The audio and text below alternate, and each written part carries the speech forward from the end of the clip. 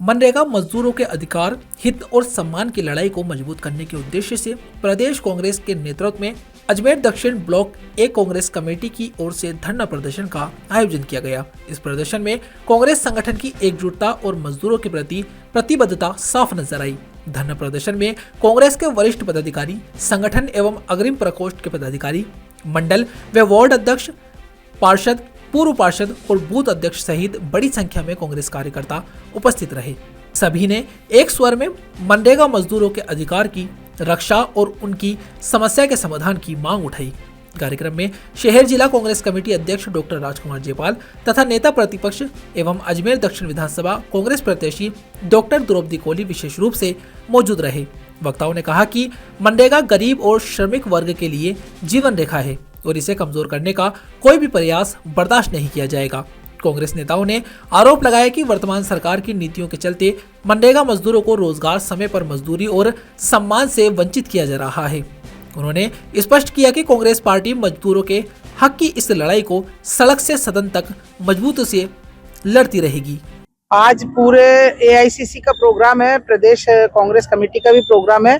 पूरे हिंदुस्तान में block level पे, मंडल लेवल पे वो कार्यक्रम किया जा रहा है। जो मनरेगा का कार्यक्रम, जो मनरेगा महासंग्राम का कार्यक्रम है, जिसके तहत मनरेगा जिस प्रकार से एक कानून था, मनमोहन सिंह जी ने और सोनिया गांधी जी ने एक कानून पास करके गरीबों को ग्रामीणों में क्षेत्र में काम का जो अधिकार दिया था कि किसी को भी काम की जरूरत हो तो वो काम का अधिकार था कि वो सरकार से काम मांग सकते थे और अगर सरकार 15 दिन तक उनको काम नहीं देती तो उनको पैसे देने पड़ते थे। तो 15 दिन के अंदर अंदर उनको काम देना पड़ता था। लेकिन इस सरकार ने, बीजेपी सरकार ने इसको बदलकर इसको एक योजना का रूप दे दिया। श्री जी राम जी करके नाम बदला है और नाम बदलने के साथ साथ काम भी बदल दिया।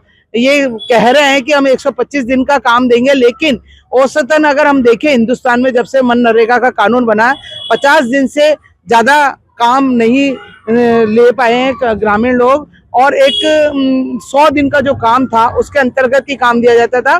पहले पूरा पैसा सेंट्रल गवर्नमेंट देती थी, अब इन्होंने उसमें 40-60 का रेशो कर दिया।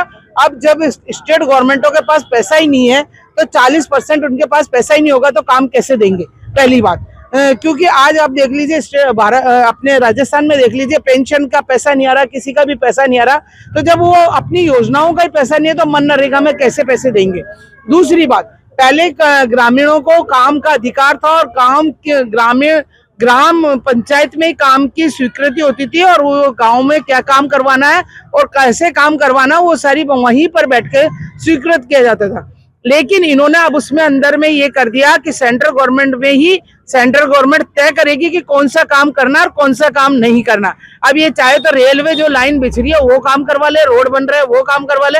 तो जनता को इस तरह से गुमराह किया जा रहा है। आज ग्रामीण गांव से पलायन की स्थिति में होंगे और एक चीज जो इन्होंने सबसे वो की है कि 60 दिन लोगों को काम नहीं मिलेगा। जब फसल का समय होगा तो 60 दिन में काम नहीं मिलेगा। वो क्यों किया है? क्योंकि इनको पता है कि 60 दिन जिनके पास 100 एकड़ की जमीन है उनको नरेगा की वजह से लेबर महंगे दाम में लेबर लेनी पड़ती थी। ये ट्राम्बा स्टेशन, मलूसर रोड ट्राम्बा स्टेशन धरना दिया जा रहा है। ये मनरेगा के लिए धरना दिया जा रहा है। ये केंद्र सरकार की गलत नीतियों का मुंह तोड़ जवाब देने के लिए हम धरना दे रहे हैं। जो उन्होंने केंद्र सरकार ने गलत नीति बनाई उसी के लिए हमने ये धरना दिया है और मजदूरों के लिए, गरीब तबकों के काम के लिए धरना दे रहे हैं। जो कि ये जो मनरेगा बंद हो जाएगा तो गांवों के लोगों के लिए काम धंधा नहीं मिलेगा, वो शहर में आएंगे, शहर के लोगों पर भी डबल भार पड़ेगा काम का, इसीलिए उनका भी शोषण होगा। शोषण को बचाने के लिए हमने ये मनरेगा का धरना दिया है।